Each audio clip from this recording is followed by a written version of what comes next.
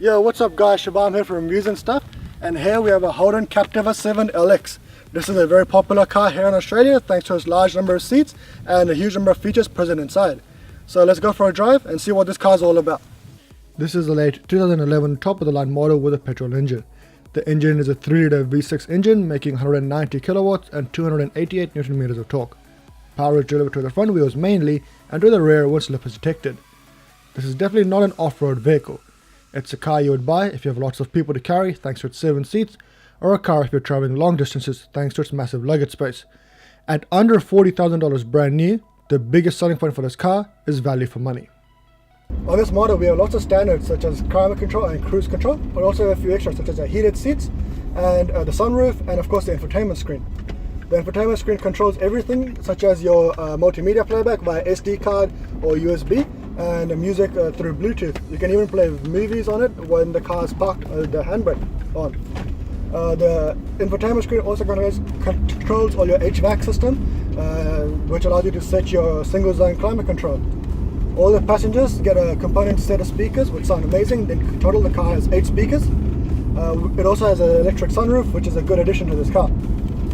This model has 19-inch wheels all around from the factory and a full-size spare wheel. In terms of safety, this car has it all as well. We have 6 airbags with 3-point belts for all seats. In terms of electronic aids, we have ABS braking, traction control, stability control, rollover control, hill descent assist, hill holder, and electronic brake force distribution. Another excellent feature this model has is adjustable rear shock absorbers. When the car is loaded up, the rear shocks adjust themselves to make sure the car is always level. This model is also fully compatible with ethanol thanks to its presence of an ethanol fuel flex sensor. We have parking sensors all around and a reversing camera as well. The automatic headlights are very bright and evenly distributed to light up the road and surrounds very well. We also get front and rear fog lights. The front seats have lots of room but could definitely be more comfortable. The large windows and mirrors make all-around visibility excellent and makes the car feel much bigger than it actually is. All the controls are easy to access with excellent steering wheel controls as well. The front seats, we get both heated seats and an electric driver's seat with just a standard manual passenger seat. Storage wise, we have a big huge storage bin here, 2 cup holders and a really big storage bin in here as well. A large glove box as well as a little hidden compartment under the passenger seat adds to the external storage of this car. The middle seats have decent amount of legroom and as well as headroom. You can quite comfortably fit 3 people. We also get a center armrest with 2 cup holders and a dedicated 12-volt power socket down here. All in all, it's a comfortable place to sit even for a long drive. Again, the seats aren't very comfortable. They're quite flat, but you know, it's not bad for a car like this. The back seats is where it starts to get tight.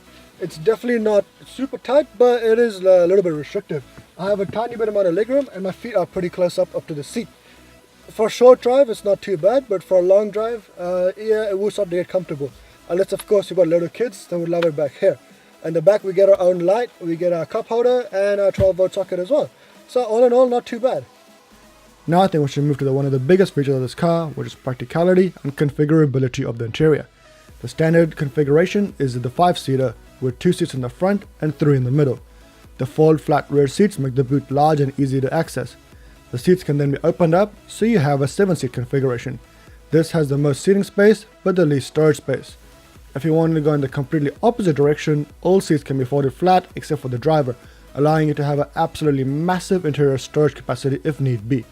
Various other configurations can also be made, such as being able to carry long items as well as 3 passengers, by splitting the car in half.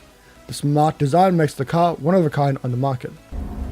Driving the car, you definitely feel like it's a big car. Response is a bit slow, but it really shifts once you get up higher in the rev range, due to the torque being so far up the revs. The steering is light and accurate, but really feels numb and has very little feedback back when driving on the road. The adjustable shocks at the back definitely make the car have quite composed body roll, which is all good in hilly roads such as these. One thing to note though, this car is actually really thirsty. In the city we get 13 to 14 liters per 100 k's, but on the highway we can get anywhere down to 12. We've never really seen anything below 12 on this car at the moment. Turn off the paved smooth roads onto the gravel and you will be surprised. Although the car is not really designed for off-roading, bumps and rocks are absorbed very well, giving quite a smooth ride. Where this car shines are on long distance high-speed drives. Get up to speed, activate the cruise control and the car is smooth and quiet. The car maintains its speed both uphill and downhill sections of the road, allowing the driver to relax a bit as well. Now for some issues. Although there are lots of seats in this car, Holden could have definitely worked on making them more comfortable. They're all very flat and very hard, not very great for traveling long distances. They all have this cheap leather, which is, although leather, it's not very soft, which doesn't help the actual solidity of the seats. As same as the interior of the car, all the materials are very hard plastics, they're very scratchy feeling plastics. You can tell that it's a cheap build. They have to cut corners somewhere when they add all these features in the car. Interior materials, seating, and a couple of other things like positions of storage compartments are all places where they've cut some shortcuts. The infotainment system is functional but pretty old-fashioned. All the buttons are really hard to press and often don't get recognized. The whole UI is just very, very old-fashioned. I'm pretty sure the loading screen is from Windows XP. The final issue is the image of the car. Now I know lots of you people will start typing about how crap this car is, but I can only talk about my personal experience with it. This is actually our family car that we've had for almost 4 years. In our time with it, we've had no issues with it whatsoever. There are lots of records for this model that have occurred in the past, but none that have affected us directly. If you have any problems, I would definitely update you guys on what's happening with this car. To sum it up, the Captiva is an excellent car for value. Older models such as these are getting quite cheap these days and are very feature-packed. They make excellent family cars with the ability to either carry lots of people or lots of luggage depending on what you want. My best advice is to go and drive one if you want to buy one to see if it suits your taste. If you want a cheap, practical car that's actually pretty nice to drive, this is definitely the car for you.